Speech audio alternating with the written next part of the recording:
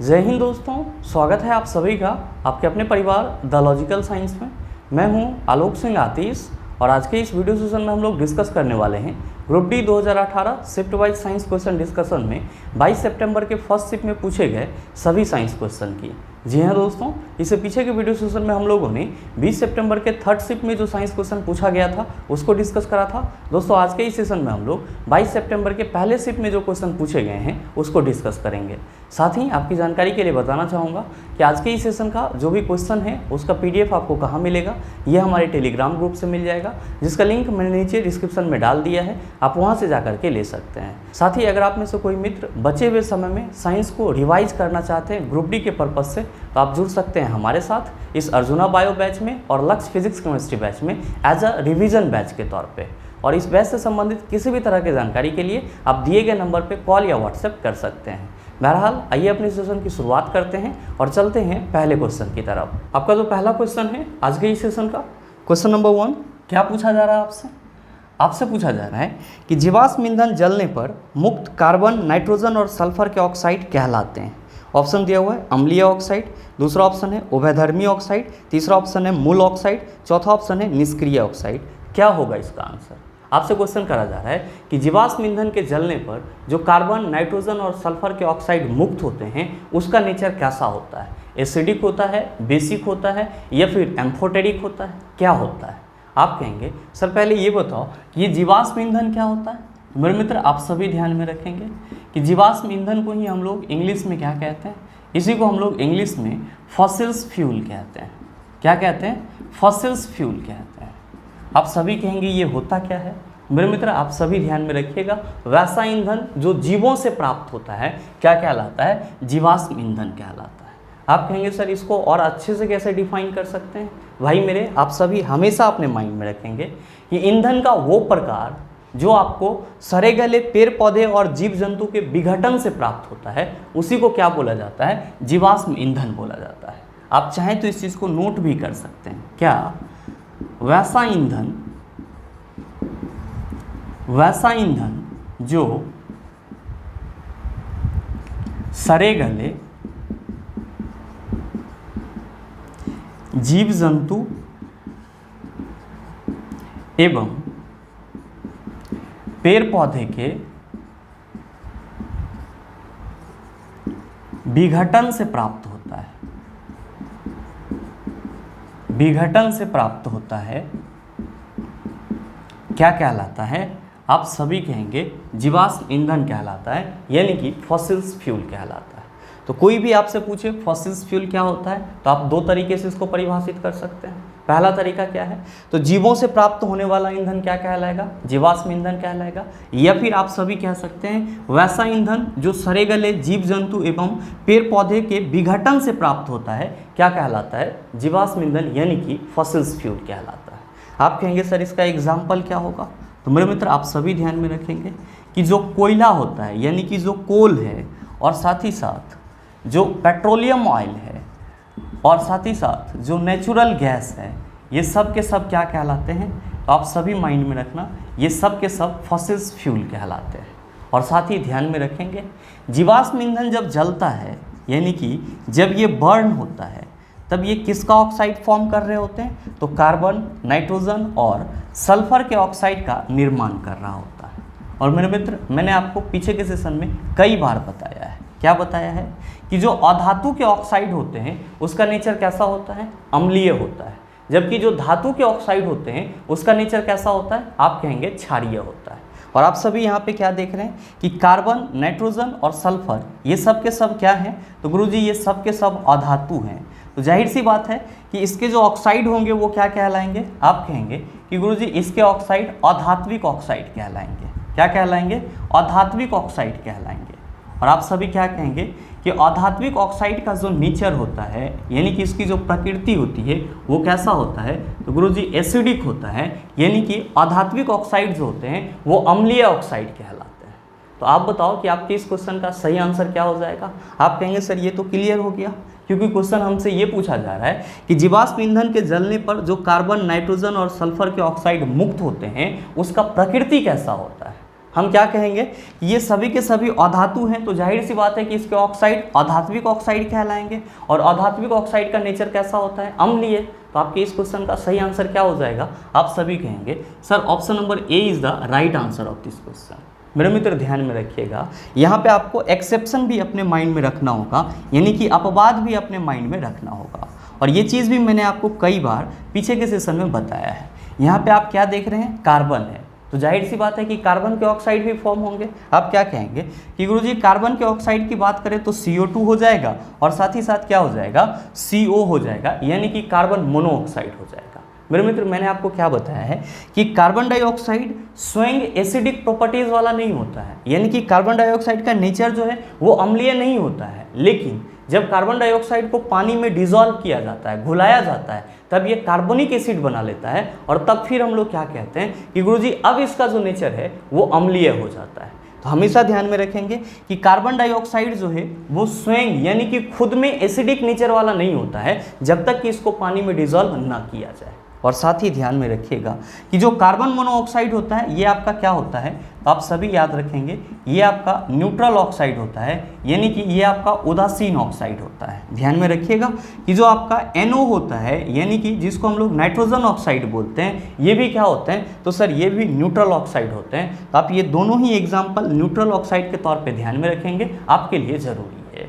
आप कहेंगे कि सर हमारे ऑप्शन में उभयधर्मी ऑक्साइड भी दिया हुआ है, तो नो डाउट मैंने आपको कई बार बताया है, उभयधर्मी ऑक्साइड को ही हम लोग इंग्लिश में क्या कहते हैं, इसी को हम लोग इंग्लिश में एम्फोटेरिक ऑक्साइड कहते हैं। क्या कहते हैं, एम्फोटेरिक ऑक्साइड कहते हैं। अच्छा ये किस प्रकार का ऑक्साइड होता है, आप सभी कहते हैं गुरुजी वैसा ऑक्साइड जो अम्ल और क्षार दोनों के साथ अभिक्रिया करके लवण और जल का निर्माण करता है, उसी को क्या बोला जाता है, एम्फोटेरिक ऑक्साइड बोला जाता है। एग्जाम्पल के तौर पे आप क्या लेते हैं, तो आप कहते हैं गुरुजी Al2O3 एल्युमिनियम ऑक्साइड लेते हैं, लेड ऑक्साइड लेते हैं, जिंक ऑक्साइड लेते हैं, टीन ऑक्साइड लेते हैं, ये सब के सब क्या कहलाते हैं, तो आप सभी कहेंगे कि सर ये सब के सब एम्फोटेरिक ऑक्साइड यानी कि उभयधर्मी ऑक्साइड कहलाते हैं। आप कहेंगे कि सर ऑप्शन में मूल ऑक्साइड भी दिया हुआ है, तो मूल ऑक्साइड क्या होता है, तो मेरे मित्र आप सभी ध्यान में रखेंगे कि जब हम लोग ऑक्साइड के प्रकार की बात करते हैं तो हम लोग सीधे शब्दों में क्या कहते हैं, ऑक्साइड जो है वो 4 प्रकार के होते हैं। कौन कौन सा, तो पहला होता है अम्लीय ऑक्साइड, दूसरा होता है क्षारीय ऑक्साइड, तीसरा होता है आपका उभयधर्मी ऑक्साइड और चौथा होता है आपका उदासीन ऑक्साइड। मूल ऑक्साइड नाम का कोई ऑक्साइड का प्रकार नहीं है। तो आप सभी हमेशा ये भी ध्यान में रखिएगा कि ऑक्साइड मूलतः 4 प्रकार के होते हैं। कौन कौन सा, एसिडिक ऑक्साइड, फिर बेसिक ऑक्साइड, एम्फोटेरिक ऑक्साइड और न्यूट्रल ऑक्साइड। आप कहेंगे सर ऑप्शन में तो निष्क्रिय ऑक्साइड भी दिया हुआ है, भाई मेरे इसी को हम लोग क्या कहते हैं, इसी को हम लोग न्यूट्रल ऑक्साइड कहते हैं। और न्यूट्रल ऑक्साइड क्या होते हैं, तो सर इसका नेचर ना तो अम्लीय होता है और ना ही बेसिक होता है। उम्मीद करते हैं समझ पाए होंगे। चलते हैं अगले क्वेश्चन की तरफ। आपका जो अगला क्वेश्चन है, क्वेश्चन नंबर 2, क्या पूछा जा रहा है आपसे, आपसे पूछा जा रहा है कि गैल्वेनोमीटर प्रयुक्त होता है। ऑप्शन दिया हुआ है प्रकाश की दिशा ज्ञात करने में, दूसरा ऑप्शन है विद्युत धारा की दिशा ज्ञात करने में, तीसरा ऑप्शन है ध्वनि की दिशा ज्ञात करने में, चौथा ऑप्शन है चुंबकीय प्रेरण की दिशा ज्ञात करने में। क्या होगा इसका आंसर, आपसे क्वेश्चन करा जा रहा है कि गैल्वेनोमीटर प्रयुक्त होता है। मेरे मित्र आप सभी यहाँ पे 3 बातें हमेशा अपने माइंड में रखेंगे जहाँ से संबंधित आपके एग्जाम में लगातार क्वेश्चन पूछे जाते हैं। पहला चीज़ आप सभी क्या ध्यान में रखेंगे, पहला चीज़ ध्यान में रखेंगे कि जब भी बात करी जाएगी गैल्वेनोमीटर की, किसकी बात की जाएगी, गैल्वेनोमीटर की, तो आप सभी क्या याद रखेंगे कि गैल्वेनोमीटर का उपयोग विद्युत धारा के दिशा को मापने के लिए किया जाता है या पता लगाने के लिए किया जाता है। गैल्वेनोमीटर का उपयोग विद्युत धारा के दिशा का पता लगाने के लिए किया जाता है, पता लगाने के लिए किया जाता है। और साथ ही साथ आप सभी ये भी ध्यान में रखेंगे कि इसी गैल्वेनोमीटर का उपयोग स्मॉल अमाउंट ऑफ करेंट को मापने के लिए भी किया जाता है। स्मॉल अमाउंट ऑफ करेंट यानी कि जो आपका छोटा विद्युत धारा होता है या कम मात्रा में जो विद्युत धारा प्रवाहित हो रही होती है उसको मेजर करने के लिए भी किसका उपयोग किया जाता है, गैल्वेनोमीटर का उपयोग किया जाता है। तो आप ये कह सकते हैं कि गुरुजी कम मात्रा में विद्युत धारा और साथ ही साथ विद्युत धारा के दिशा का पता लगाने के लिए हम लोग गैल्वेनोमीटर का उपयोग करते हैं। नेक्स्ट आप सभी ध्यान में रखेंगे कि जब हम लोग आमीटर की बात करते हैं तो आमीटर का उपयोग स्पेशल रूप से किसको मापने के लिए किया जाता है, विद्युत धारा को मापने के लिए किया जाता है। विद्युत धारा को मापने के लिए किया जाता है। और साथ ही साथ आप सभी ध्यान में रखेंगे कि अगर बात करी जाएगी वोल्ट मीटर की, किसकी बात की जाएगी, वोल्ट मीटर की, तो आप सभी क्या कहेंगे कि वोल्ट मीटर का उपयोग विभवांतर मापने के लिए किया जाता है। किसको मापने के लिए किया जाता है, विभवांतर मापने के लिए किया जाता है। ये तीन चीज़ हमेशा अपने माइंड में रखेंगे। गैल्वेनोमीटर का उपयोग विद्युत धारा के दिशा का पता लगाने के लिए किया जाता है, या फिर छोटे मात्रा में या कम मात्रा में विद्युत धारा को मापने के लिए भी किया जाता है। अमीटर का उपयोग स्पेशल रूप से विद्युत धारा को मापने के लिए किया जाता है। वोल्टमीटर का उपयोग विभवांतर मापने के लिए किया जाता है। तो आप बताओ कि आपसे जो क्वेश्चन पूछा जा रहा है उसका सही आंसर क्या हो जाएगा। आप सभी कहेंगे sir option number B is the right answer of this question. साथ ही आप सभी ध्यान में रखेंगे कि अमीटर और वोल्टमीटर ये विद्युत धारा और विभवांतर को कब मापेगा। तो आप कहेंगे गुरुजी जब हम लोग इसको सर्किट में लगाएंगे। तो आप सभी हमेशा अपने माइंड में रखेंगे कि अमीटर को विद्युत परिपथ में श्रेणी क्रम में जोड़ा जाता है। अमीटर को विद्युत परिपथ में किस क्रम में जोड़ा जाता है, आप कहेंगे श्रेणी क्रम में जोड़ा जाता है, श्रेणी क्रम में जोड़ा जाता है। जबकि आप सभी ध्यान में रखना कि वोल्टमीटर को विद्युत परिपथ में किस क्रम में जोड़ा जाता है, तो आप कहेंगे समांतर क्रम में जोड़ा जाता है। कभी कभी आपसे ये क्वेश्चन भी पूछ लिया जाता है। क्या क्वेश्चन रहता है, तो सर क्वेश्चन रहता है आपका कि किसी विद्युत परिपथ के विद्युत धारा को मापने के लिए अमीटर को किस क्रम में जोड़ा जाता है, आप कहेंगे श्रेणी क्रम में जोड़ा जाता है। किसी विद्युत परिपथ के विभवांतर को मापने के लिए परिपथ में वोल्टमीटर को किस क्रम में जोड़ा जाता है, आप कहेंगे समांतर क्रम में जोड़ा जाता है। उम्मीद करते हैं समझ पाए होंगे। चलते हैं अगले क्वेश्चन की तरफ। आपका जो अगला क्वेश्चन है, क्वेश्चन नंबर 3, क्या पूछा जा रहा है आपसे, आपसे पूछा जा रहा है कि एक ट्रक किनारे से फिसलकर 0.8 सेकंड में ज़मीन पर गिर जाता है। किनारा ज़मीन से कितना ऊंचा होगा, जबकि जी का वैल्यू 10 मीटर पर सेकंड स्क्वायर लेना है। ऑप्शन दिया हुआ है 320 मीटर, दूसरा ऑप्शन है 0.32 मीटर, तीसरा ऑप्शन है 32 मीटर, चौथा ऑप्शन है 3.2 मीटर।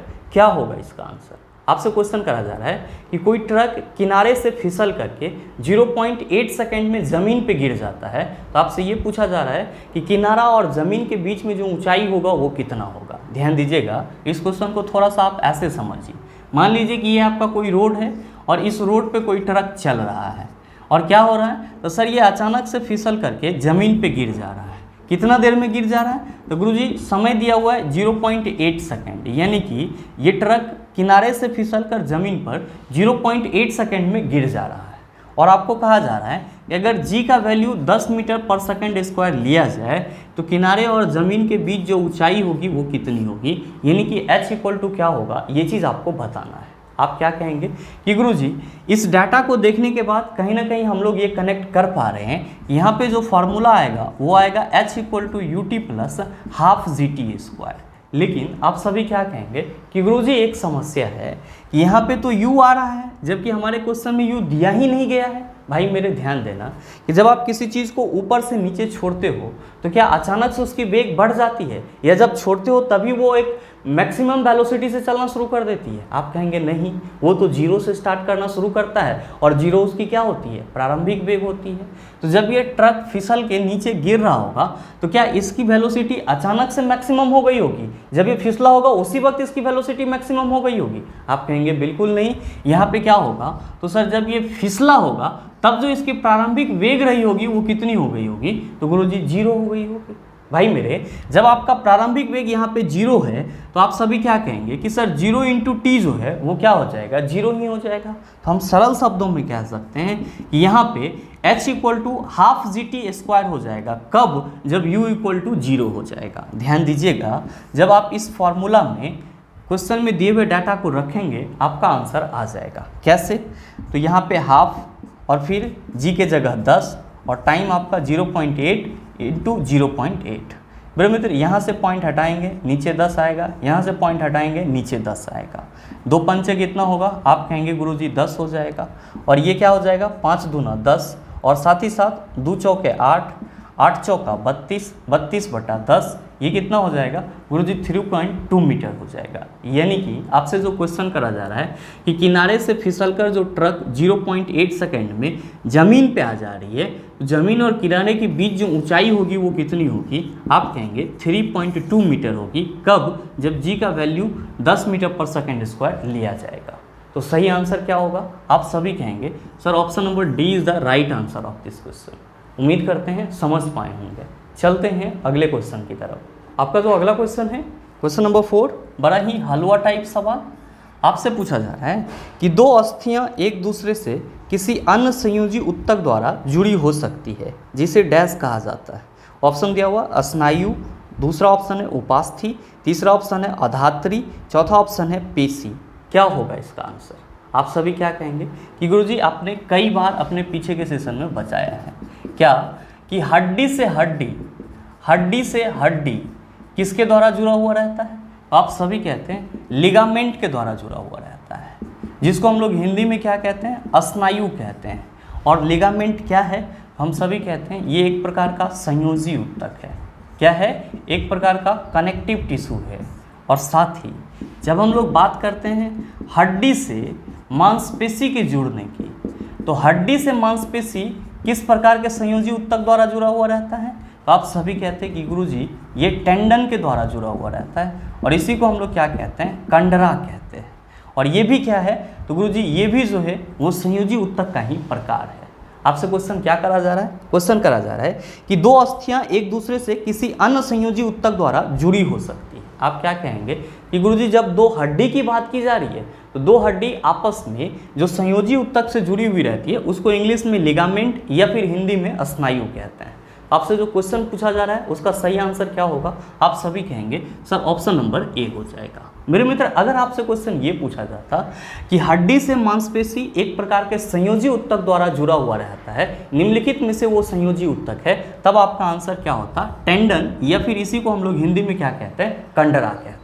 आप कहेंगे कि गुरुजी हमारे ऑप्शन में उपास्थि भी दिया हुआ है। तो मेरे मित्र आप सभी ध्यान में रखेंगे कि उपास्थि भी क्या है? तो एक प्रकार का संयोजी ऊतक ही है। किस प्रकार का? तो सर ये कंकाली संयोजी ऊतक है। क्यों? क्योंकि आपने पीछे के सेशन में बताया था कि कंकाली संयोजी ऊतक दो प्रकार के होते हैं, एक अस्थि और दूसरा उपास्थि। ध्यान में रखेंगे कि उपास्थि को हम लोग क्या कहते हैं इंग्लिश में? इसी को हम लोग इंग्लिश में कार्टिलेज कहते हैं। और जनरली जो आपका उपास्थि होता है ये क्या होता है? तो सर ये मुलायम और लचीला होते हैं। और ये कहाँ मिलता है आपको? तो सर हमारा जो कान मुड़ जाता है ये किसके उपस्थिति के चलते? उपास्थिति के उपस्थिति के चलते। हमारा नाक मुड़ जाता है इस तरह से, किसके उपस्थिति के चलते? तो सर उपास्थि के चलते, यानी कि कार्टिलेज के चलते। हमारे गले में जो छल्ला है ये किससे बना हुआ है? तो गुरुजी उपास्थि से बना हुआ है, यानी कि कार्टिलेज से बना हुआ है। ये क्या है? तो आप सभी याद रखेंगे ये कंकाली संयोजी ऊतक के प्रकार हैं। क्या है? कंकाली संयोजी ऊतक के प्रकार हैं, यानी कि स्केलेटल कनेक्टिव टिश्यू के प्रकार हैं। आप कहेंगे कि सर हमारे ऑप्शन में अधात्री भी दिया हुआ है। तो मेरे मित्र ध्यान में रखिएगा कि अधात्री का दो मीनिंग निकलता है, एक बायो में और दूसरा केमिस्ट्री में। पहला चीज़ तो आप यहाँ पे बायो से संबंधित फोकस करेंगे। जब हम लोग अधात्री की बात करते हैं तो बायो में अधात्री को हम लोग द्रव अधात्री बोलते हैं। क्या बोलते हैं? द्रव अधात्री। और आपके ब्लड में जो प्लाज्मा है, यानी कि जिसको हम लोग रक्त प्लाज्मा कहते हैं, उसी को क्या बोला जाता है? तो गुरुजी रक्त प्लाज्मा को ही द्रव अधात्री बोला जाता है, यानी कि इसी को हम लोग क्या कहते हैं? फ्लूइड मैट्रिक्स कहते हैं। तो आप ये चीज़ भी ध्यान में रखेंगे कि बायो में जब भी अधात्री की बात की जाएगी तो आप क्या कहेंगे? ये लिक्विड फॉर्म में होता है, फ्लूइड फॉर्म में होता है। और हमारे ब्लड का जो प्लाज्मा होता है उसी को क्या बोला जाता है? द्रव अधात्री बोला जाता है। लेकिन ध्यान में रखिएगा कि जब हम लोग केमिस्ट्री में अधात्री की बात करते हैं इसको हम लोग क्या कहते हैं? गैंग कहते हैं। और किसी भी अयस्क में जो अनेक प्रकार के अशुद्धि, रेत, कंकर, पत्थर इनके रूप में रहता है उसको क्या बोला जाता है वहाँ पे? तो सर अयस्कों का अधात्री बोला जाता है। आप सभी हमेशा ध्यान में रखेंगे कि बायोलॉजी में अधात्री हम लोग किसको बोलते हैं? रक्त प्लाज्मा को, यानी कि प्लाज्मा को क्या बोला जाता है? द्रव अधात्री बोला जाता है। लेकिन केमिस्ट्री में अधात्री क्या होता है? तो आप सभी कहेंगे केमिस्ट्री में जो अधात्री होता है वो अयस्कों में उपस्थित अशुद्धि होता है, जो कि आपका किस रूप में रहता है? तो आप याद रखेंगे कि रेत यानी कि बालू के रूप में रहता है या फिर कंकर पत्थर के रूप में रहता है। आप कहेंगे कि सर हमारे ऑप्शन में पेशी भी दिया हुआ है। भाई मेरे आप सभी ध्यान में रखना कि पेशी को हम लोग क्या कहते हैं? पेशी ऊतक कहते हैं, जिसको हम लोग इंग्लिश में क्या कहते हैं? मस्कुलर टिश्यू कहते हैं। नो डाउट आप सबों को मालूम होगा कि जंतुओं में यानी कि एनिमल में 4 प्रकार के ऊतक पाए जाते हैं। कौन कौन सा? तो आप सबों को मैंने एक ट्रिक भी बताया है, उप संयोजी पेशी तंत्र। उप से उपकला ऊतक, संयोजी से संयोजी ऊतक, पेशी से पेशी ऊतक और तंत्रिका से तंत्रिका ऊतक। तो जो आपके ऑप्शन में पेशी दिया हुआ है उसको आप क्या समझेंगे, पेशी ऊतक समझेंगे। और ये किस प्रकार का ऊतक है, आप कहेंगे गुरुजी ये एनिमल टिश्यू का उदाहरण है। उम्मीद करते हैं समझ पाए होंगे। चलते हैं अगले क्वेश्चन की तरफ। आपका जो अगला क्वेश्चन है, क्वेश्चन नंबर 5, क्या पूछा जा रहा है आपसे पूछा जा रहा है कि 10 ओम के प्रतिरोध में 0.5 एम्पियर की धारा प्रवाहित हो रही है। इन प्रतिरोध में से 1 मिनट में प्रवाहित होने वाले आवेश की मात्रा होगी। ऑप्शन दिया हुआ है 30 कूलम, दूसरा ऑप्शन है 20 कूलम, तीसरा ऑप्शन है 0.5 कूलम, चौथा ऑप्शन है 5 कूलम। बताइए ना बनेगा। इस टाइप का कई प्रश्न मैंने आपको पीछे के 2-3 शिफ्ट में करवाया है और इस क्वेश्चन का सही आंसर क्या होगा आप सभी सॉल्व करके नीचे कमेंट में ज़रूर बताइएगा। आपके कमेंट का इंतजार रहेगा। बहरहाल चलते हैं अगले क्वेश्चन की तरफ। आपका जो अगला क्वेश्चन है, क्वेश्चन नंबर 6, क्या पूछा जा रहा है आपसे पूछा जा रहा है कि परमाणु संख्या 57 वाला तत्व संबंधित होता है। ऑप्शन दिया हुआ है डी ब्लॉक से, दूसरा ऑप्शन है एफ ब्लॉक से, तीसरा ऑप्शन है पी ब्लॉक से, चौथा ऑप्शन है एस ब्लॉक से। क्या होगा इसका आंसर? आपसे क्वेश्चन करा जा रहा है कि परमाणु संख्या 57 वाला तत्व निम्नलिखित में से किस ब्लॉक से संबंधित होता है। आप सभी क्या कहेंगे कि गुरुजी आपने पीछे के सेशन में ये भी बताया है कि किसी परमाणु का लास्ट इलेक्ट्रॉन जिस सबसेल में भरता है वही क्या करता है, उसके आवर्त सारणी में ब्लॉक को निर्धारित करता है। मतलब ये हुआ कि अगर किसी परमाणु का लास्ट इलेक्ट्रॉन एस सबसेल में भर रहा है तो आवर्त सारणी के वो एस ब्लॉक में पाया जाएगा। अगर परमाणु का लास्ट इलेक्ट्रॉन पी सबसेल में भर रहा है तो वो आवर्त सारणी के पी ब्लॉक का एलिमेंट कहलाएगा। और अगर किसी परमाणु का लास्ट इलेक्ट्रॉन डी सबसेल में भर रहा है तो वो आवर्त सारणी का डी ब्लॉक एलिमेंट कहलाएगा। और अगर किसी परमाणु का लास्ट इलेक्ट्रॉन एफ सबसेल में भर रहा है तो वो आवर्त सारणी में एफ ब्लॉक एलिमेंट कहलाएगा। मेरे मित्र यहाँ पे आपके क्वेश्चन में किसकी बात की जा रही है, तो आप कहेंगे सर परमाणु संख्या 57 वाले तत्व की बात की जा रही है जिसको हम लोग क्या कहते हैं, लेंथेनम, और हम लोग इसको La से रिप्रेजेंट करते हैं। आप कहेंगे सर हमको कैसे पता चलेगा ये किस ब्लॉक में पाया जाएगा। तो मेरे मित्र इसके लिए हमको क्या करना होगा, तो सर ये जो हमारा 57 वाला तत्व है इसका इलेक्ट्रॉनिक कन्फिगरेशन लिखना होगा, और वो भी किस बेस पे, तो सबसेल के बेस पे। आइए लिखते हैं। हम लोग क्या कहेंगे कि सर पहले सबसेल में 2 इलेक्ट्रॉन जाएगा यानी कि 1s2 होगा, फिर क्या होगा, तो सर फिर 2s2 होगा, फिर 2p6 होगा, इसके बाद 3s2, फिर क्या होगा, आप कहेंगे 3p6, फिर क्या होगा, तो आप कहेंगे सर 3d10 होगा, फिर 4s2, फिर क्या होगा 4p6, और फिर क्या होगा 4d10। मेरे मित्र ध्यान दीजिएगा कि यहाँ तक तो आपका पूरे सीरियली चलेगा, लेकिन 4D के बाद क्या होगा, तो आप कहेंगे सर 4D के बाद जो है वो 5s2 आएगा, यहाँ भी ठीक रहेगा, 5p6 यहाँ भी ठीक रहेगा। आप क्या देख रहे हैं कि 2 2 2 4 6 4 10 2 12 6 18 10 28 2 30 6 36 10 46 2 48 और 6 54, यानी कि 54 इलेक्ट्रॉन आपने भर दिया है पूरी तरह से। आपके पास कितना इलेक्ट्रॉन बच रहा है, 3 इलेक्ट्रॉन बच रहा है। ध्यान देंगे यहाँ पे जो आपका 3 इलेक्ट्रॉन बच रहा है तो आप सभी के मन में चल रहा होगा कि गुरुजी आपने यहाँ पे 5s2 लिया है, 5p6 लिया है, तो अगला सबसेल तो 5d हो जाएगा। मेरे मित्र ध्यान देंगे यहाँ पे 5d में 3 इलेक्ट्रॉन नहीं जाएगा, पहले किस में भराएगा, तो सर पहले 6s2 में यानी कि s सबसेल में भराएगा। यानी कि आपके पास 3 इलेक्ट्रॉन बच रहा था, 2 इलेक्ट्रॉन आपने क्या करा, तो 6 के पहले सबसेल s में डाल दिया, और अब आपके पास कितना इलेक्ट्रॉन बचा, तो सर अब आपके पास 1 इलेक्ट्रॉन बचा जो कहाँ पे चला जाएगा, 5d1 में चला जाएगा। ध्यान दीजिएगा कि जो आपका लेंथेनम का इलेक्ट्रॉनिक कन्फिग्रेशन होगा वो कुछ इसी तरह से होगा, 1s2 2s2 2p6 3s2 3p6 3d10 4s2 4p6 4d10 5s2 5p6 6s2 5d1। ध्यान देंगे कि ये जो आपका इलेक्ट्रॉनिक कन्फिग्रेशन है ये ऑफ-बाउ प्रिंसिपल के अकॉर्डिंग होता है, और इसके लिए आपको थोड़ा सा मेहनत करना होगा, सीखना होगा इसको। हम लोग कभी इस पर भी डिस्कस करेंगे।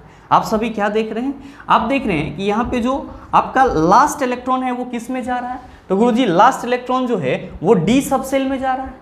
तो सर आपका जो ये लेंथेनम है ये आवर्त सारणी के किस ब्लॉक में पाया जाएगा, आप कहेंगे सर अभी जस्ट आपने बताया कि किसी परमाणु का लास्ट इलेक्ट्रॉन जिस सबसेल में भरा जाएगा आवर्त सारणी में वो उसके ब्लॉक को निर्धारित करेगा। और यहाँ पे देख रहे हैं कि लास्ट इलेक्ट्रॉन इसके डी सब सेल में भरा जा रहा है, तो जाहिर सी बात है कि जो हमारा लेंथेनम होगा ये किस ब्लॉक का एलिमेंट होगा, आप कहेंगे डी ब्लॉक एलिमेंट होगा।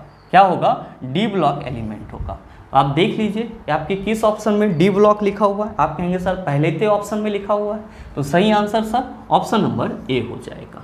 आप कहेंगे कि सर ये बताओ कि हमारे ऑप्शन में जो एफ ब्लॉक एलिमेंट है, तो एफ ब्लॉक एलिमेंट हम लोग किसको बोलते हैं? तो मेरे मित्र आप सभी ध्यान में रखेंगे कि लेंथेनाइट और एक्टेनाइट का जो श्रेणी है, लेंथेनाइट और एक्टेनाइट का जो सीरीज है, ये क्या कहलाते हैं? एफ ब्लॉक एलिमेंट कहलाते हैं। कहाँ पे दिखेगा आपको? तो आवर्त सारणी के नीचे में जो आपको दो कतार दिखती है, दो लाइनें दिखती है, वो क्या है? एफ ब्लॉक एलिमेंट है। या आप सरल शब्दों में कह सकते हैं कि लेंथेनाइट और एक्टेनाइट श्रेणी के जितने भी तत्व हैं वे सब के सब एफ ब्लॉक एलिमेंट कहलाते हैं। आप कहेंगे सर हमारे ऑप्शन में तो पी ब्लॉक एलिमेंट भी दिया हुआ है। भाई मेरे आप सभी ध्यान में रखना कि वर्ग 13 से लेकर के आवर्त सारणी में वर्ग 13 से लेकर के वर्ग 18 तक के जितने भी तत्व हैं वे सब के सब क्या कहलाते हैं? पी ब्लॉक एलिमेंट कहलाते हैं।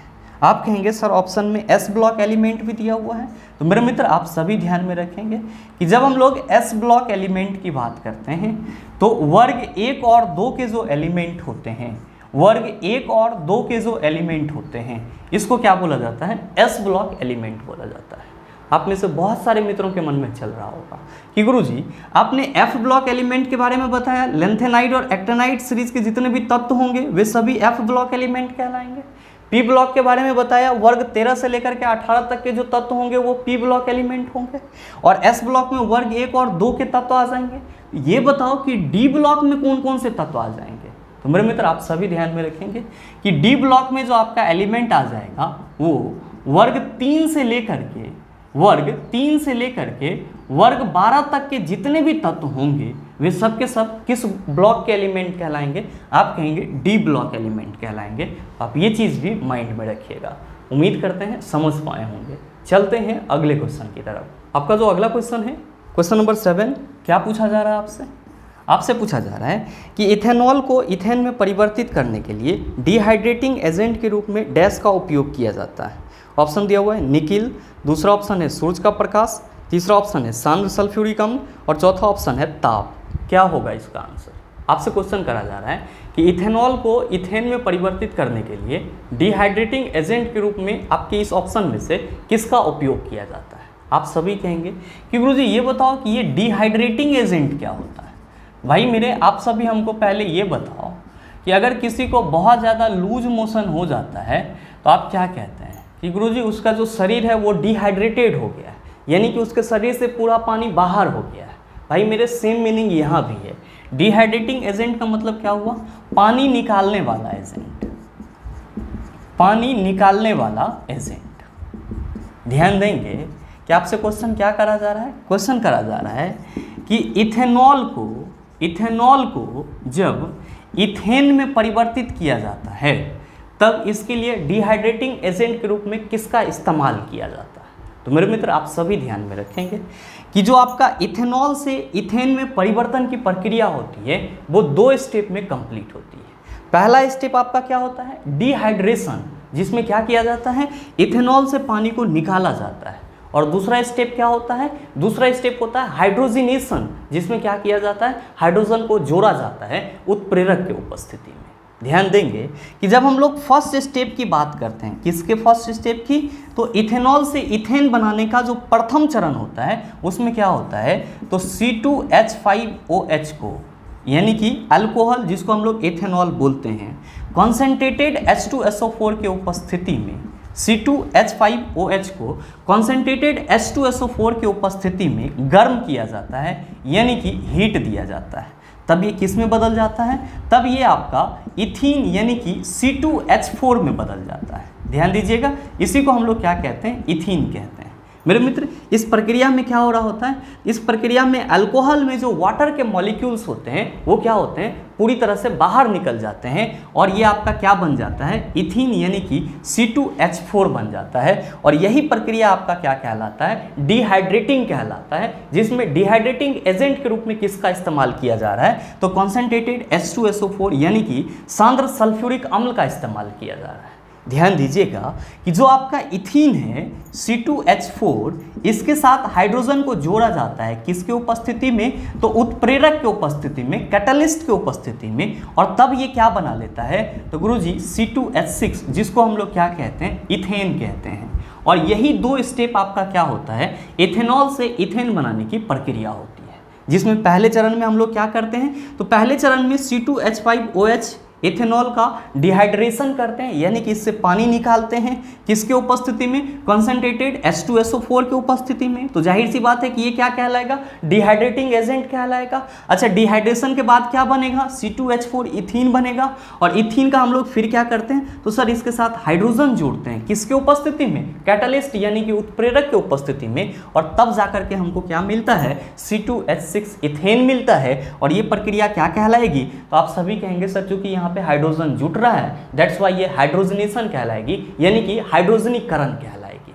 तो क्वेश्चन आपसे क्या पूछा जा रहा है, क्वेश्चन आपसे पूछा जा रहा है कि इथेनॉल को इथेन में परिवर्तित करने के लिए डिहाइड्रेटिंग एजेंट के रूप में डैश का उपयोग किया जाता है। आप सभी क्या कहेंगे, सर कंसेप्ट पूरी तरह से क्लियर है। डिहाइड्रेटिंग एजेंट के रूप में कंसंट्रेटेड H2SO4 का इस्तेमाल किया जाता है, जिसको हम लोग हिंदी में सांद्र सल्फ्यूरिक अम्ल बोलते हैं। तो आप बताओ कि सांद्र सल्फ्यूरिक अम्ल आपके किस ऑप्शन में है, आप कहेंगे सर ऑप्शन सी में है। तो सही आंसर क्या हो जाएगा, ऑप्शन नंबर सी हो जाएगा। हमेशा माइंड में रखिएगा कि इथेनॉल से इथेन बनाने की जो प्रक्रिया है, इसमें डिहाइड्रेटिंग एजेंट के रूप में किसका इस्तेमाल किया जाएगा, कंसंट्रेटेड H2SO4 का। और ये पूरा प्रक्रिया क्या कहलाएगा, तो आप कहेंगे सर ये पूरा प्रक्रिया डिहाइड्रेशन कहलाएगा। और डिहाइड्रेशन के उपरांत क्या मिलेगा आपको, आप कहेंगे इथीन मिलेगा। और इसी इथीन में जब आप हाइड्रोजन को कैटलिस्ट की उपस्थिति में जोड़ेंगे तब आपको क्या मिलेगा, इथेन मिलेगा।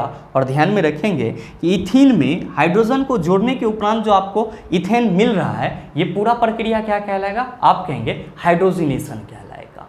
उम्मीद करते हैं समझ पाए होंगे। चलते हैं अगले क्वेश्चन की तरफ। आपका जो अगला क्वेश्चन है, क्वेश्चन नंबर 8, बड़ा ही हलवा टाइप सवाल आपसे पूछा जा रहा है कि ओडोमीटर का उपयोग डैश मापने के लिए किया जाता है। ऑप्शन दिया हुआ है दूरी, दूसरा ऑप्शन है दिशा, तीसरा ऑप्शन है गति, चौथा ऑप्शन है गंध। बताइए ना बनेगा, आसानी से बन जाएगा। आप सभी क्या कहेंगे कि गुरुजी हम लोग बचपन से पढ़ते आए हैं इस चीज़ को, कि जब हम लोग ओडोमीटर की बात करते हैं, किसकी बात करते हैं, ओडोमीटर की बात करते हैं, तो हम सभी क्या कहते हैं कि ये गाड़ियों में लगा हुआ एक यंत्र होता है जो ये बताता है कि गाड़ी कितना दूरी कवर किया है। मतलब साफ है कि ओडोमीटर द्वारा क्या बताया जाता है, तो सर दूरी को बताया जाता है। यानी कि दूरी मापने के लिए हम लोग किसका इस्तेमाल करते हैं, ओडोमीटर का इस्तेमाल करते हैं या ओडोमीटर का उपयोग करते हैं। और दूसरा होता है स्पीडोमीटर। दूसरा क्या होता है, स्पीडोमीटर, जो क्या बताता है, तो गुरुजी गाड़ी के तात्क्षणिक चाल को बताता है। गाड़ी के तात्क्षणिक चाल यानी कि इंस्टेनियस स्पीड को बताता है।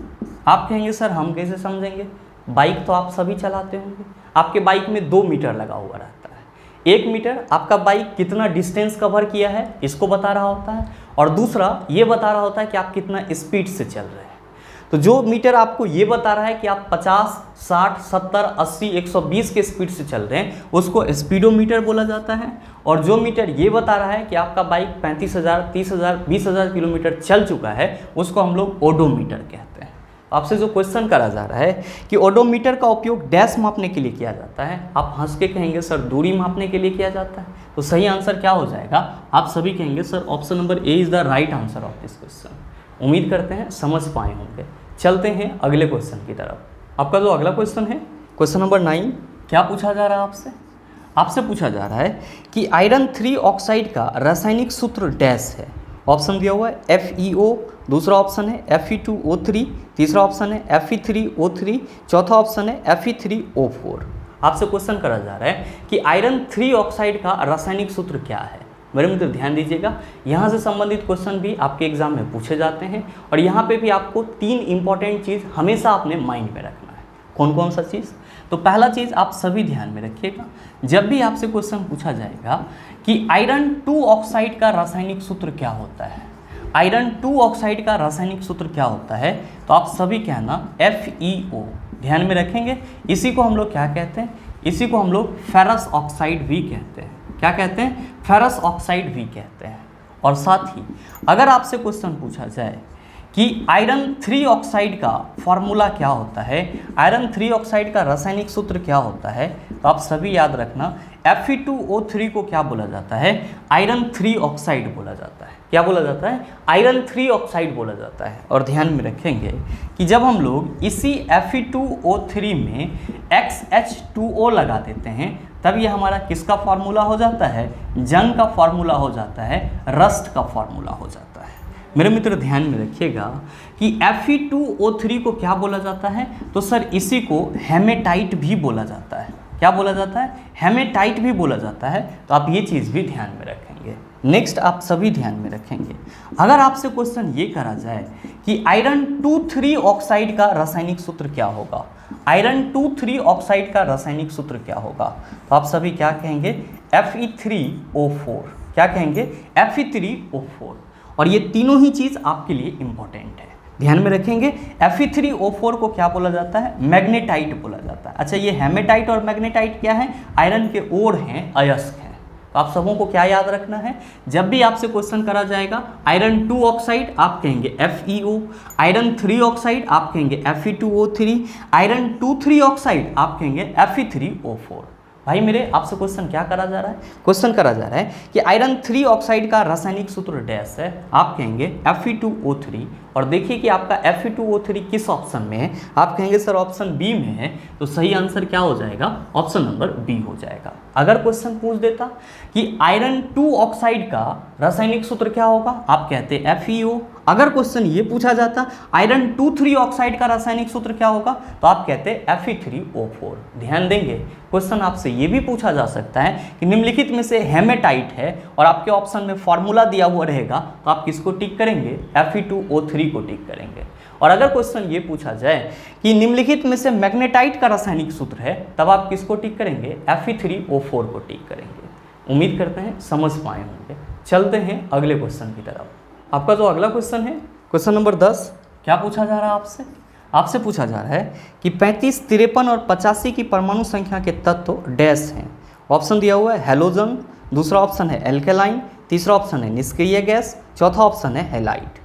क्वेश्चन करा जा रहा है कि वैसे तत्व जिसकी परमाणु संख्या 35, साथ ही साथ 53 और साथ ही साथ 85 होता है, ये आपका किस प्रकार के तत्व होते हैं? आप कहेंगे सर पहले ये बताओ कि ये 35, 53 और 85 किस प्रकार के तत्वों का या कौन से तत्व का परमाणु संख्या होता है।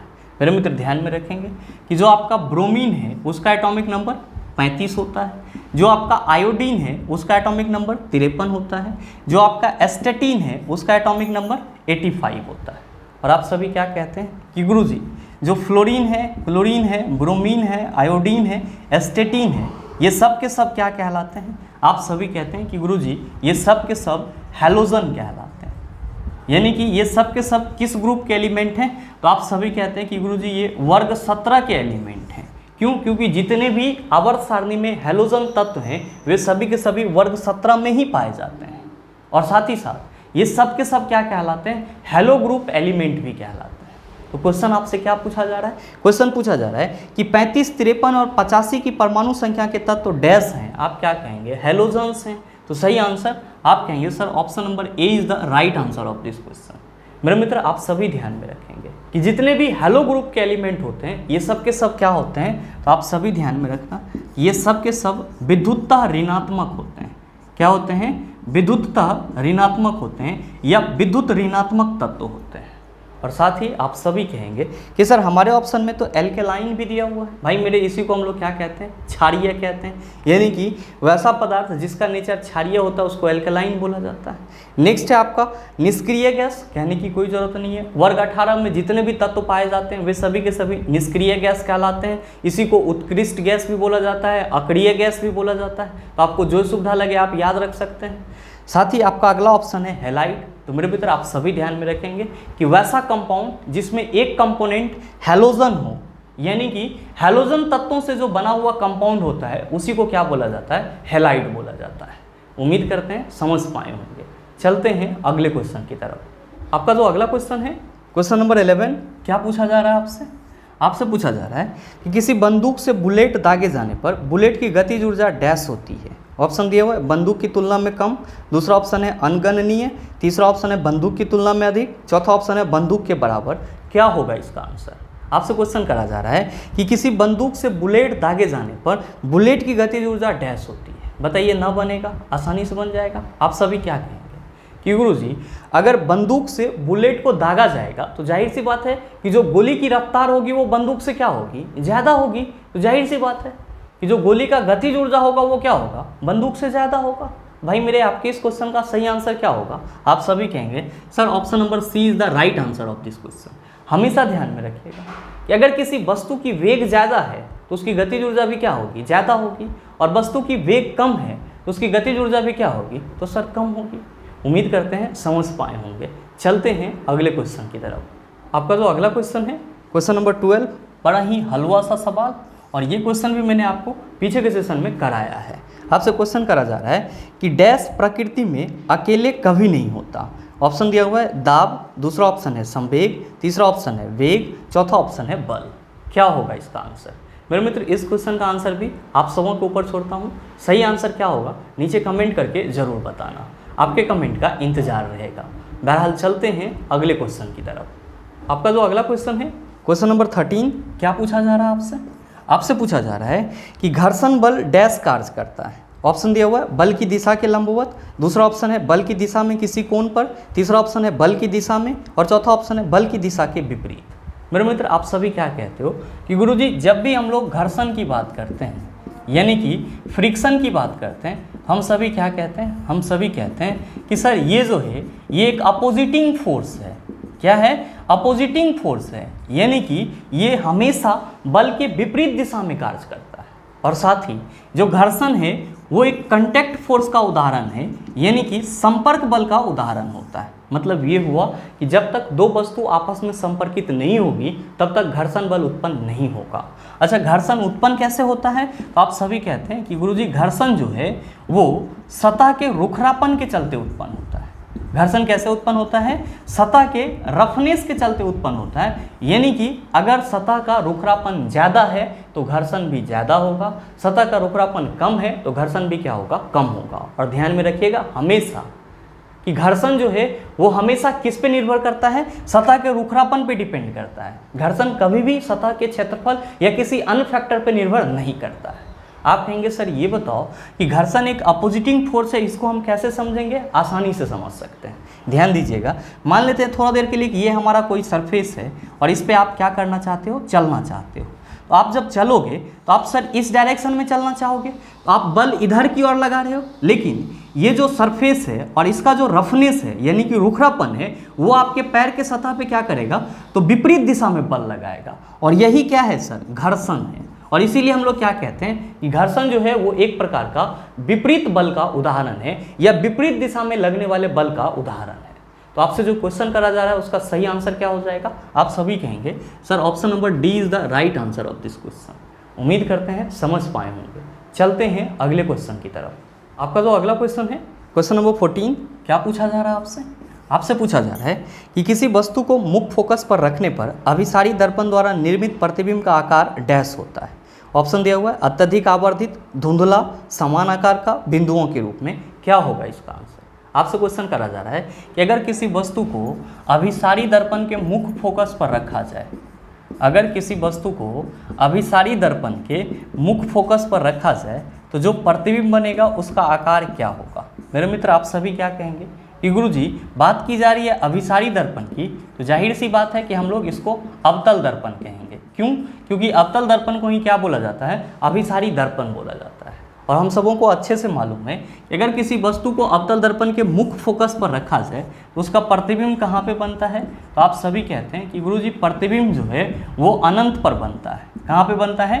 अनंत पर बनता है। और प्रतिबिंब का आकार कैसा होता है? तो आप सभी कहते हैं बहुत बड़ा होता है, यानी कि अत्यधिक आवर्धित होता है। आपसे जो क्वेश्चन करा जा रहा है उसका सही आंसर क्या होगा? आप सभी कहेंगे सर ऑप्शन नंबर ए हो जाएगा। आप कहेंगे कि सर हमारे ऑप्शन में समान आकार का दिया हुआ है, तो अवतल दर्पण में समान आकार का प्रतिबिंब कहाँ पे बनेगा? तो भाई मेरे अवतल दर्पण में अगर आप वस्तु को वक्रता केंद्र पे रखेंगे तो जो वस्तु का प्रतिबिंब बनेगा वो वक्रता केंद्र पे ही बनेगा, लेकिन उसका आकार कैसा होगा? तो सर समान होगा। आप कहेंगे सर ऑप्शन में बिंदुओं के रूप में दिया हुआ है, तो ध्यान में रखिएगा कि अगर किसी वस्तु को अवतल दर्पण के सामने अनंत पे रखा जाए तो उसका प्रतिबिंब मुख्य फोकस पर बनेगा, लेकिन प्रतिबिंब क्या होगा? बहुत ही छोटा होगा, मतलब हम लोग कह सकते हैं बिंदु के जैसा होगा। उम्मीद करते हैं समझ पाए होंगे। चलते हैं अगले क्वेश्चन की तरफ। आपका जो अगला क्वेश्चन है क्वेश्चन नंबर 15, बड़ा ही हलवा सा सवाल आपसे पूछा जा रहा है कि गर्भाशय में भ्रूण को पोषण प्रदान करने वाला उत्तक है। ऑप्शन दिया हुआ है विली, ओविडक्ट, दूसरा ऑप्शन है फैलोपियन ट्यूब, तीसरा ऑप्शन है प्लेसेंटा। मैंने कई बार बताया है और इस क्वेश्चन का आंसर आप सबों के ऊपर छोड़ता हूँ, और सही आंसर क्या होगा नीचे कमेंट करके ज़रूर बताइएगा। आपके कमेंट का इंतजार रहेगा। बहरहाल चलते हैं अगले क्वेश्चन की तरफ। आपका जो अगला क्वेश्चन है क्वेश्चन नंबर 16, क्या पूछा जा रहा है आपसे? आपसे पूछा जा रहा है कि वह अभिक्रिया जिसमें 10% NaCl से बिजली पास की जाती है कहलाती है। क्लोर क्षार अभिक्रिया, दूसरा ऑप्शन है क्लोर लवण अभिक्रिया, तीसरा ऑप्शन है बेयर्स अभिक्रिया, चौथा ऑप्शन है हॉल हेराल्ट अभिक्रिया। मेरे मित्र ध्यान दीजिएगा कि आपका जो पूरा क्वेश्चन है वो क्या है? क्लोर क्षार अभिक्रिया का परिभाषा है। तो आप सभी एज अ परिभाषा इस क्वेश्चन को याद कर लेंगे। कैसे? तो आप सभी हमेशा याद रखेंगे कि वह अभिक्रिया जिसमें 10% NaCl से बिजली पास करवाई जाती है क्या कहलाती है? क्लोर क्षार अभिक्रिया कहलाती है। क्या कहलाती है? क्लोर क्षार अभिक्रिया कहलाती है, जिसको हम लोग इंग्लिश में क्या कहते हैं? क्लोर एल्कली रिएक्शन कहते हैं। ध्यान दीजिएगा इसमें क्या किया जाता है? तो NaCl के जलीय विलयन से इलेक्ट्रिसिटी पास करवाई जाती है। NaCl के जलीय विलयन से इलेक्ट्रिसिटी पास करवाई जाती है और क्या फॉर्म होता है? NaOH, sodium hydroxide, chlorine gas और हाइड्रोजन गैस रिलीज होता है।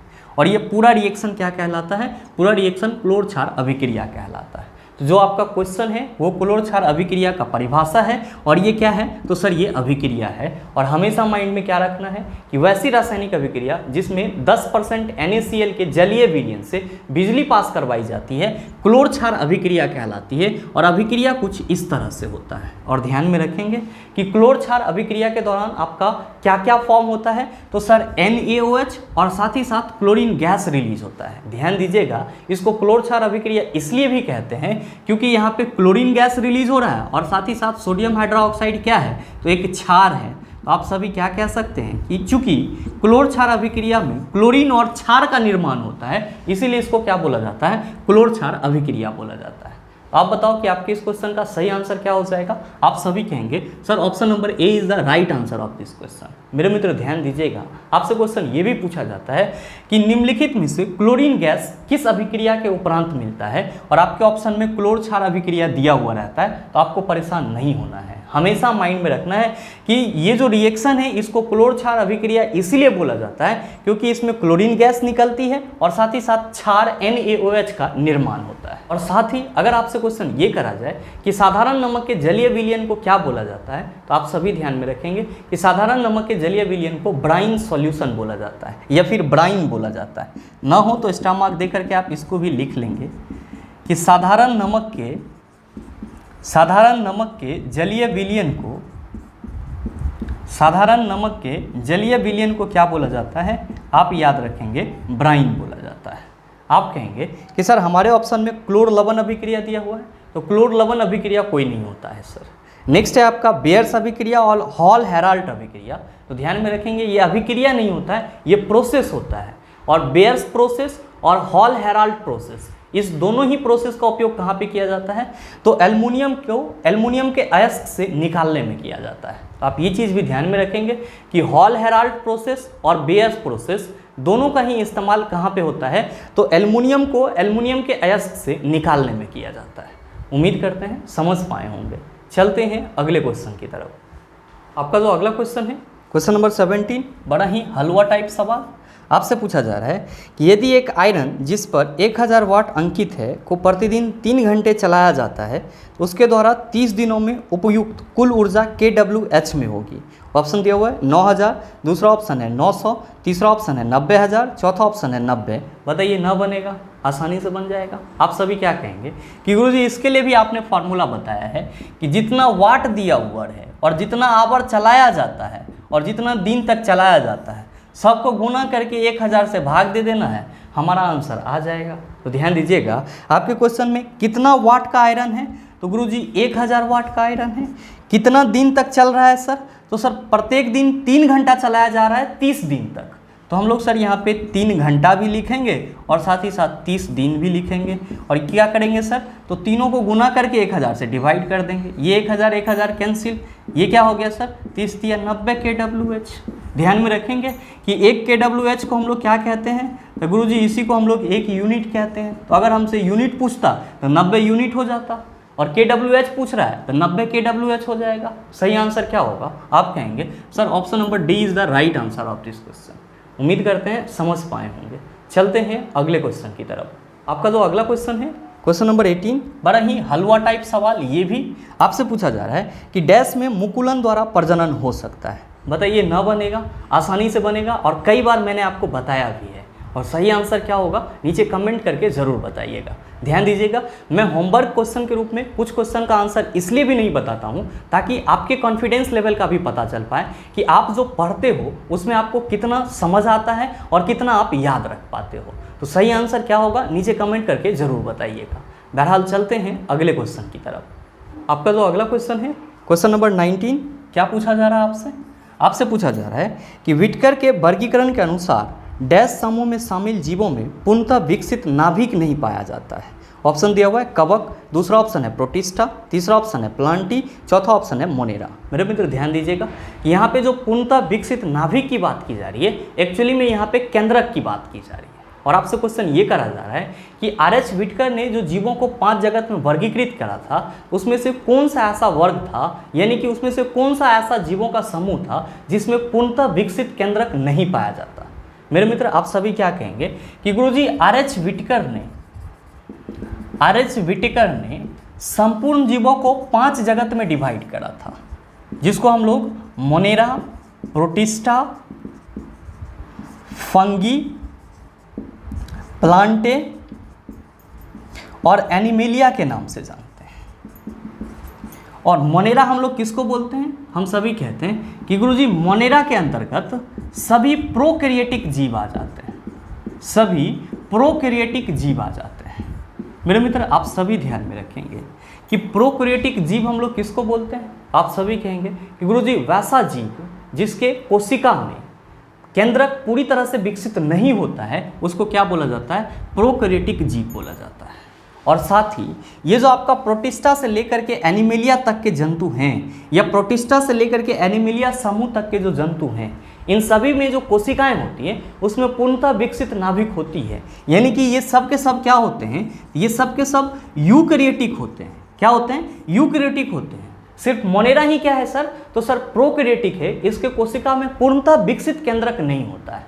अच्छा इसका एग्जाम्पल कौन हो जाता है? तो गुरुजी इसका एग्जाम्पल बैक्टीरिया हो जाता है, आर्की बैक्टीरिया हो जाता है, साइनोबैक्टीरिया हो जाता है। इन सभी का जो कोशिका होता है उसमें पूर्णतः विकसित नाभिक नहीं होता है, यानी कि केंद्रक नहीं होता है। तो क्वेश्चन भी तो आपसे यही पूछा जा रहा है क्या कि व्हिटकर के वर्गीकरण के अनुसार डैश समूह में शामिल जीवों में पूर्णतः विकसित नाभिक नहीं पाया जाता है।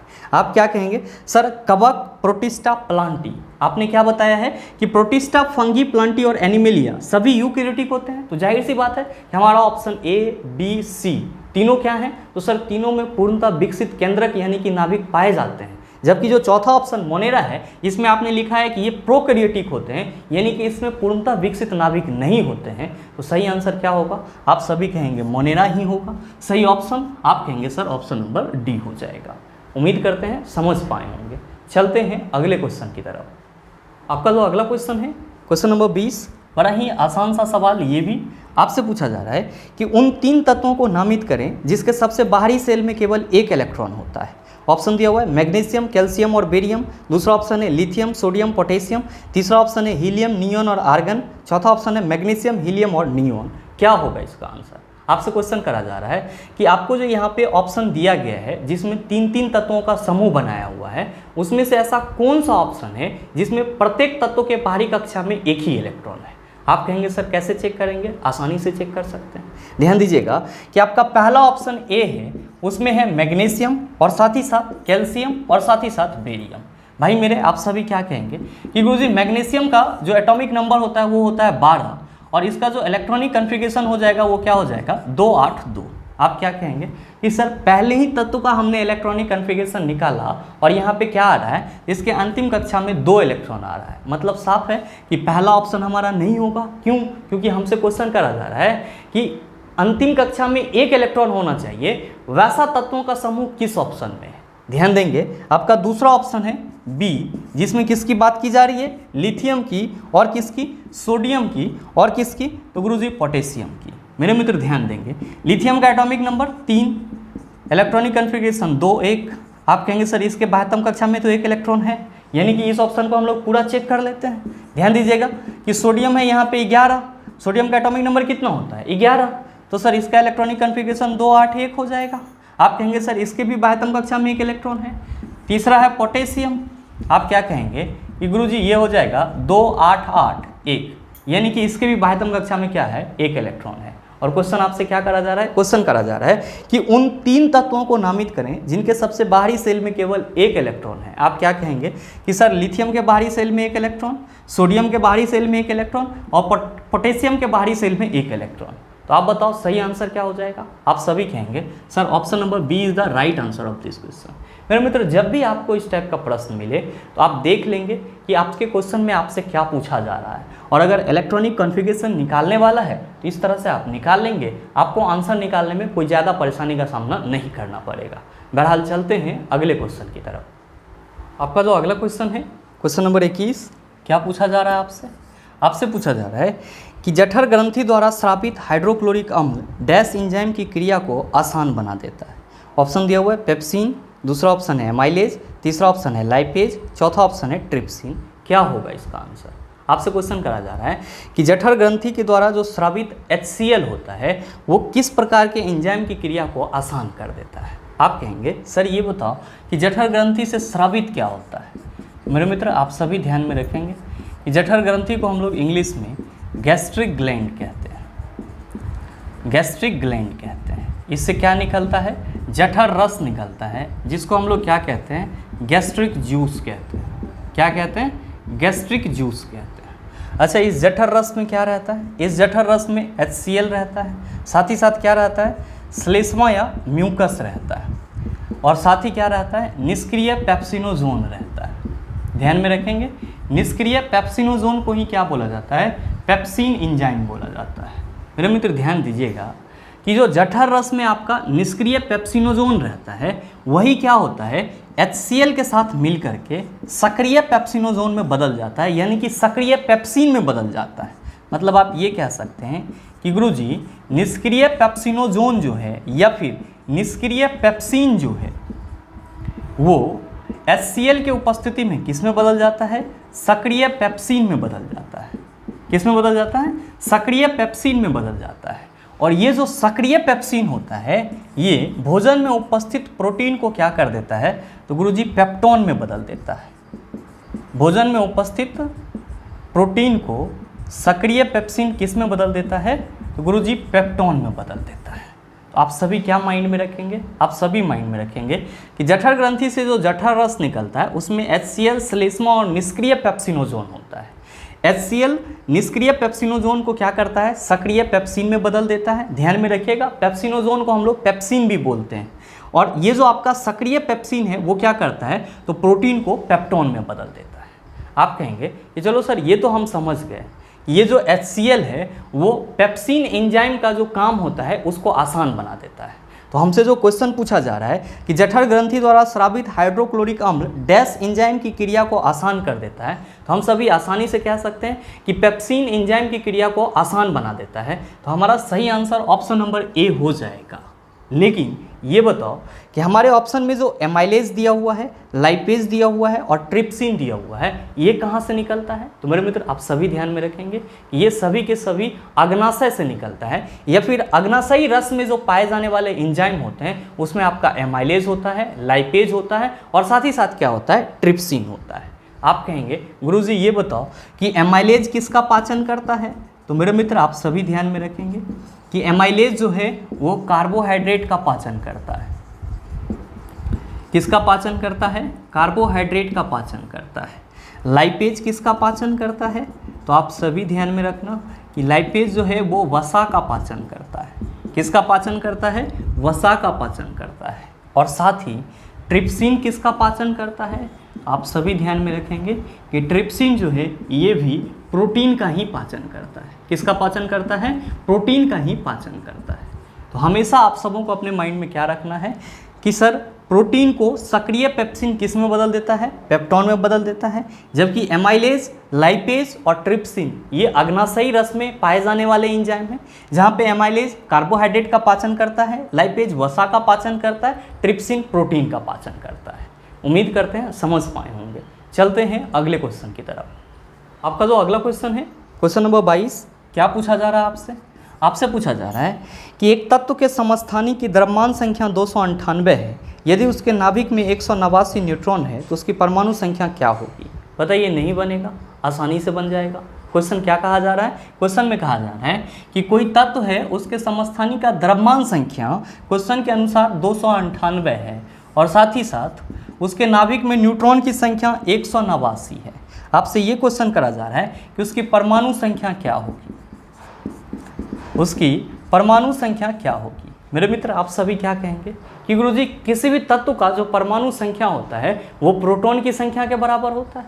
और ध्यान में रखिएगा परमाणु संख्या को Z से रिप्रेजेंट करते हैं। तो आप सभी क्या कहेंगे कि गुरुजी हम लोग Z = P पढ़ते हैं, यानी कि किसी भी तत्व का जो परमाणु संख्या होता है उसमें उपस्थित प्रोटॉन की संख्या के बराबर होता है। तो अगर हम इस क्वेश्चन में प्रोटॉन की संख्या निकाल लें तो परमाणु संख्या क्या होगा हमको पता चल जाएगा। बिल्कुल सर। मेरे मित्र आप सभी क्या कहते हैं कि गुरुजी किसी भी तत्व का द्रव्यमान संख्या A जो होता है वो प्रोटॉन प्लस न्यूट्रॉन के संख्या के योग के बराबर होता है। द्रव्यमान संख्या 298 दिया हुआ है, प्रोटॉन संख्या हमको निकालना है, न्यूट्रॉन की संख्या 189 है, तो 298 माइनस 189 इक्वल टू प्रोटॉन की संख्या हो जाएगा। जब आप इसको घटाएंगे तो क्या कहोगे चला कि सर 298 में से 189 जाएगा तो 109 हो जाएगा, यानी कि प्रोटॉन की संख्या 109 है। तो जाहिर सी बात है कि परमाणु संख्या कितना होगा? आप कहेंगे 109। तो आप बताओ सही आंसर क्या हो जाएगा? आप सभी कहिएगा sir option number A is the right answer of this question. उम्मीद करते हैं समझ पाए होंगे। चलते हैं अगले क्वेश्चन की तरफ। आपका जो अगला क्वेश्चन है क्वेश्चन नंबर 23, क्या पूछा जा रहा है आपसे? आपसे पूछा जा रहा है कि निम्न में से विषम का चयन कीजिए। आपको यहाँ पे 4 तत्व दिए गए हैं और वो 4 तत्व हैं सिलिकॉन, दूसरा है फास्फोरस, तीसरा है जर्मेनियम, चौथा है आर्सेनिक, और आपको बताना है इसमें से विषम कौन सा है। आप सभी क्या कहेंगे कि गुरुजी जो सिलिकॉन है ये क्या है? आप कहेंगे उपधातु। जो आपका फास्फोरस है ये क्या है? आप कहेंगे गुरुजी ये अधातु है। जर्मेनियम आप कहेंगे गुरुजी ये उपधातु है। आर्सेनिक आप कहिएगा उपधातु है। ज़रा सा आप बताओ इसमें विषम कौन है, अलग कौन है? आप कहेंगे सर ये फास्फोरस ना है, क्योंकि बाकी के सब तो उपधातु हैं, लेकिन ये क्या है? अधातु है। तो सही आंसर क्या होगा? आप कहेंगे फास्फोरस। तो देख लीजिए फास्फोरस आपका किस ऑप्शन में है? आप कहेंगे सर चौथे ऑप्शन में है, तो कोई बात नहीं, सही ऑप्शन ऑप्शन नंबर डी हो जाएगा। मेरे मित्र उम्मीद करते हैं यहाँ तक के जितने भी क्वेश्चन थे उन सभी को आप आसानी से समझ पाए होंगे। अब इस टाइप का प्रश्न अगर आपको दोबारा दे दिया जाए तो मेरे ख्याल से आप उसका जवाब भी आसानी से दे सकते हैं। साथ ही उम्मीद करते हैं ये वीडियो आपको अच्छा लगा होगा। अगर आपको वीडियो अच्छा लगा तो वीडियो को लाइक कीजिएगा, ज़्यादा से ज़्यादा शेयर कीजिएगा, और हाँ अगर आप चैनल पर नए हैं तो सब्सक्राइब करके बेल आइकन दबा लीजिएगा, ताकि इस तरह के एग्जाम रिलेवेंट वीडियो का नोटिफिकेशन सबसे पहले आपके पास पहुँचे और आप उसको सबसे पहले देख पाओ।